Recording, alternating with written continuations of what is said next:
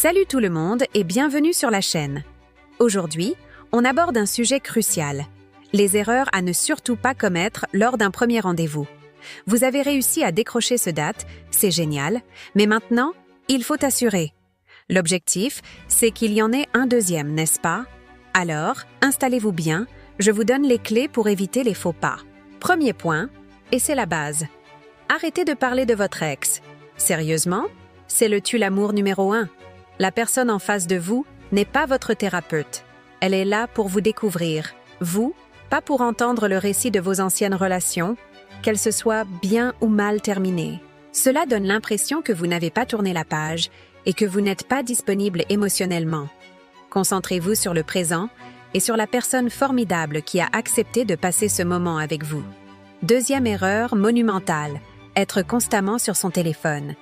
Rien n'est plus vexant que de parler à quelqu'un dont le regard est rivé sur un écran. Ça envoie un message très clair.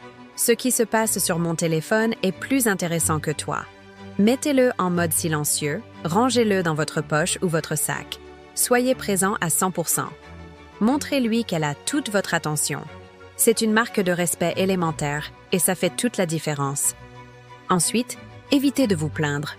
Que ce soit de votre travail, de votre famille, du temps qu'il fait, personne n'a envie de passer une soirée avec quelqu'un de négatif. Un premier rendez-vous, c'est fait pour être léger, fun, pour découvrir les bons côtés de l'autre.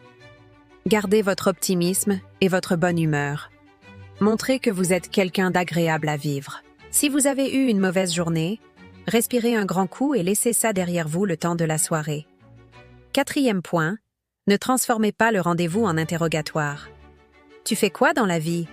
T'habites où? Tu veux des enfants? Calmez-vous. Oui, on veut en apprendre sur l'autre, mais ça doit rester une conversation fluide, pas une liste de questions à cocher. Posez une question, écoutez la réponse, rebondissez dessus, partagez quelque chose sur vous en retour. L'échange, c'est la clé. L'écoute est tout aussi importante que la parole. Intéressez-vous sincèrement à ce qu'elle dit, sans préparer votre prochaine question. Enfin, dernier conseil, mais non des moindres. Ne soyez pas arrogant et ne cherchez pas à l'impressionner à tout prix. Inutile d'étaler votre salaire, de lister vos exploits ou de vous vanter. La confiance en soi, c'est attirant. L'arrogance, c'est tout le contraire. Soyez simplement vous-même, authentique et humble. C'est votre personnalité qui doit la séduire, pas une version exagérée de vous. Voilà pour les erreurs à éviter absolument. Le plus important, c'est de rester naturel, respectueux et d'écouter.